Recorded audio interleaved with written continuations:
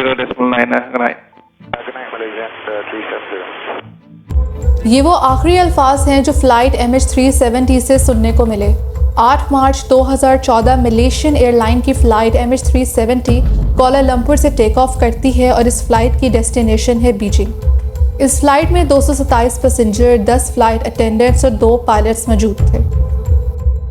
रात के 12:42 पर ये फ़्लाइट उड़ान भरती है और रात के 1:19 तक MH370 फ़्लाइट के पायलट्स का कोलालंपुर एयर ट्रैफिक कंट्रोलर से रब्ता बरकरार रहता है और सब नॉर्मल होता है। लेकिन जैसे ही 1:21 होते हैं ये flight MH370 Vietnam air space में जाते ही रडार से गायब हो जाती है। Kuala Lumpur air traffic controller flight का रडार से गायब होना नोटिस नहीं करते और जब करते हैं तो इन्हें कुछ अनयूजुअल नहीं लगता क्योंकि MH370 फ़्लाइट एक एयर स्पेस से दूसरी एयर स्पेस में दाखिल हुई थी। दूसरी तरफ वियतनाम एयर स्पेस वाले रडार में फ़्लाइट MH370 को नोटिस करते हैं लेकिन वो अचानक गायब हो जाता है। वो पायलट से रब्ता करने की कोशिश करते हैं लेकिन कोई रब्ता नहीं हो पाता। After some time Vietnam air traffic controller Kuala Lumpur air traffic controller को बता देते हैं कि MH370 फ़्लाइट रडार से डिसअपीयर हो गया है।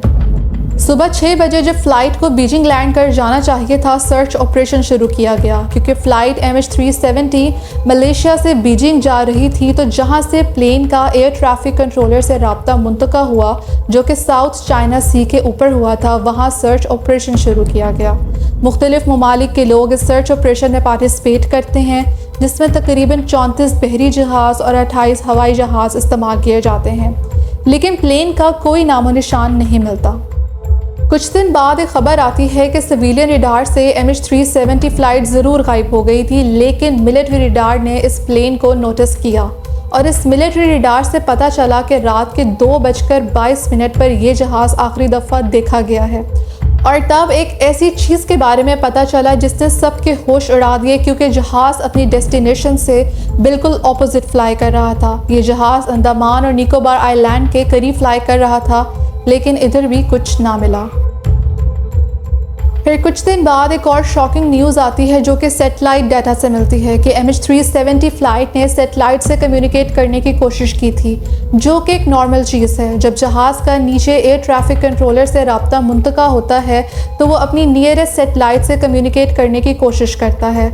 सैटेलाइट से इन्वेस्टिगेटर्स को जहाज़ की एग्जैक्ट लोकेशन तो नहीं पता चल सकती थी, लेकिन इस सैटेलाइट की मदद से अंदाज़ा ज़रूर लगा सकते थे क्योंकि जब कोई जहाज़ सैटेलाइट से कम्युनिकेट करता है, कनेक्शन बनाता है, तो सैटेलाइट अपना एंटीना का एंगल प्लेन की डायरेक्शन की तरफ मोड़ता है।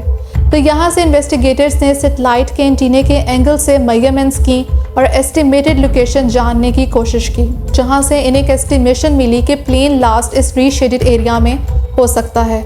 ये शेडेड एरिया ऑस्ट्रेलिया से 2000 किलोमीटर वेस्ट में इंडियन ओशन में था। इस आर्क में आकर जहाज़ का सैटेलाइट से रब्ता टूटा, जिसे 7th आर्क भी कहा जाता है। कोलालंपुर से इस जगह तक पहुंचने के लिए जहाज़ को 8 घंटे लगे और जहाज़ में टोटल फ्यूल भी बस इतना ही था, तो इस बात के बहुत चांसेस थे कि MH370 इसी इंडियन ओशन में फ्यूल ख़त्म होने की वजह से गिरकर तबाह हो गया होगा। इसीलिए इस जगह 7th आर्क में सर्च ऑपरेशन शुरू किया गया क्योंकि इस एरोप्लेन का ब्लैक बॉक्स मिलना बहुत ज़रूरी था। तभी तो इन्वेस्टिगेटर्स को पता चलता कि क्रैश होने से पहले प्लेन के अंदर क्या सिचुएशन थी। कई सालों तक MH370 को ढूंढने का काम चलता रहा, लेकिन इस जगह से भी कुछ ना मिला। लेकिन 2015 में इस जहाज़ के डिसअपीयर होने के 1 साल बाद प्लेन का राइट फ्लैपरॉन आइलैंड ऑफ रीयूनियन के साहिल पर मिला। ये आइलैंड है मेडागास्कर के ईस्ट साइड पर। ये प्लेन का वो हिस्सा था जो टेक ऑफ और लैंडिंग के वक्त काम आता था। ये फ्लैप्स विंग के पिछले किनारे पर मूवेबल पैनल्स होते हैं जिन्हें विंग के सरफेस एरिया को बढ़ाने और जहाज़ के लैंड करने की रफ्तार को कम करने के लिए इस्तेमाल किया जाता है। जब इन्वेस्टिगेटर्स ने इस फ्लैपरॉन पे तहकीक की तो उन्हें पता चला कि जिस वक्त MH370 क्रैश हुआ तो ये फ्लैपरॉन एक्सटेंड नहीं थे, जबकि एक नॉर्मल लैंडिंग या टेक ऑफ के लिए विंग फ्लैप्स एक्सटेंड किए जाते हैं। इसका मतलब है पानी में क्रैश होते वक्त जहाज़ अपने नाक के बल समंदर में जा गिरा।